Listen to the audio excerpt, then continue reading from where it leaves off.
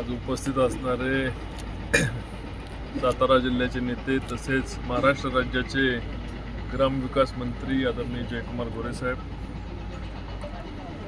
उपस्थित असणाऱ्या वेगवेगळ्या ग्रामपंचायतीचे आज या ठिकाणी प्रवेश आहेत। प्रामुख्याने फलटण तालुक्यातील सर्वात मोठी ग्रामपंचायत ही कुळखी ग्रामपंचायत आणि कुळखी ग्रामपंचायतीचे विद्यमान 6 ग्रामपंचायत सदस्य आणि मागील आठवड्यात प्रवेश केलेले 2 ग्रामपंचायत अशा 8 ग्रामपंचायत सदस्यांनी आज इथं प्रवेश केला। आम्ही भेटल्यानंतर आम्हाला आश्चर्य जाणवलं की एवढ्या वर्ष कुळखी फलटण शहराला लागून आहे। कुळखीकडे प्रचंड फलटण शहरामधील शिक्षक आणि अन्य ग्रामस्थ जवळपास जरी मतदान 8-10 असेल तरी लोकवस्ती 25,000च्या खाली कुळखीची नाही आणि भविष्यामध्ये कुळखी ही नगरपंचायत होऊ शकते अशा पद्धतीची कुळखी। पण पिण्याच्या पाण्याच्या समस्या सोडवण्याकडे सुद्धा या तालुक्यातील माजी लोकप्रतिनिधींनी लक्ष दिलं नाही। जे तालुक्याला राज्याला सांगत होते की मी सभापती, मी महाराष्ट्राचा नेता आहे, त्यांनी साध्या कुळखी ज्या ठिकाणी त्यांचे बंधू निवडून जातात जिल्हा परिषदेला, त्या ठिकाणी निवडून गेल्यानंतर अनेक वेळा निवडून गेले तरी सुद्धा पाण्याचा प्रश्न सोडू शकले नाही, स्मशानभूमीचा प्रश्न सोडवू शकले नाही। आणि हे प्रश्न ऐकल्यानंतर त्यांना मी शब्द दिला आहे की कुळखीला ॲडिशनल टँकची आवश्यकता असेल तर ॲडिशनल टँक करू आणि कुळखीची या ठिकाणी भविष्यात होणारी ग्रामपंचायतीच्या ऐवजी नगरपालिकेकडे आपण वाटचाल करूया, त्या दृष्टीने आपण निश्चितपणे पावलं टाकू। आणि एवढी मोठी लोकसंख्या 20-25 हजार लोकांची लोकसंख्या या ठिकाणी आहे। 8-10 हजार मतदान आहे, पण लोकसंख्येच्या निकषावर त्या ठिकाणी नगर पंचायतीची स्थापना केली जाते।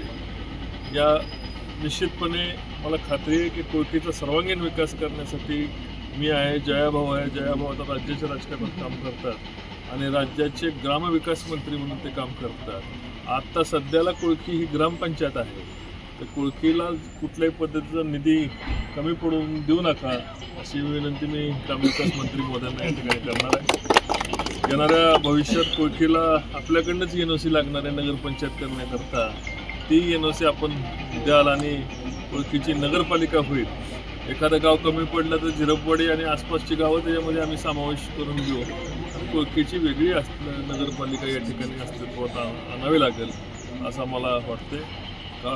मागच्या 8-10 दिवसामध्ये प्रचंड निधी आला, प्रशासकीय भवन मंजूर झालं, महसूल भवन सँक्शन झालं आणि नीरा देवधर सारख्या योजनेला त्याला या सगळ्या कुळखीपासून या संपूर्ण पूर्व भागाला ज्याचा फायदा होणार आहे, त्या पूर्व भागाला जवळपास 274 कोटी रुपये महाराष्ट्र राज्याचे मुख्यमंत्री आदरणीय देवेंद्रजी असतील, अजितदादा असतील, एकनाथ शिंदे साहेब असतील, या सर्वांनी महाराष्ट्राच्या मंत्रिमंडळात मंजुरी करून त्यांना 274 कोटी रुपये दिले, बजेटमध्ये सँक्शन त्याला मिळालेले।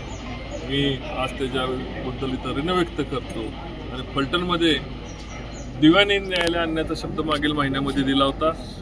मला आनंद आहे की हायकोर्टाने त्याची मंजुरी दिली असून कॅबिनेटकडे आता मंजुरीला पुढच्या 8-10 दिवसामध्ये जाईल आणि दिवाणी न्यायालय फलटण करण्याचं स्वप्न फलटणच्या नगरसेवकांच्या बरोबर सगळ्यात वकील महासंघाची फार मोठी इच्छा होती की त्या ठिकाणी फलटणचं दिवाणी न्यायालय व्हावं। ती इच्छा आपण एका महिन्यामध्ये आपण तडतडीला लावलेली आहे।